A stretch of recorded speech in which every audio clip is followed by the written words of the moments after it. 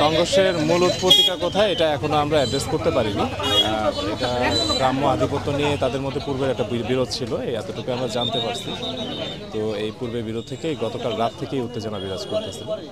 আজকে সকালে এটা চরমে আসলে আমাদের সংবাদ পেলে আমরা সঙ্গে সঙ্গে থানা পুলিশ এসে পরিস্থিতি নিয়ন্ত্রণে নেয়। এখন পরিস্থিতি নিয়ন্ত্রণে আছে, আমাদের কিছু ফোর্সও এখানে মোতায়েন আছে। আশা রাখি আর কোনো সমস্যা হবে না পরিস্থিতি।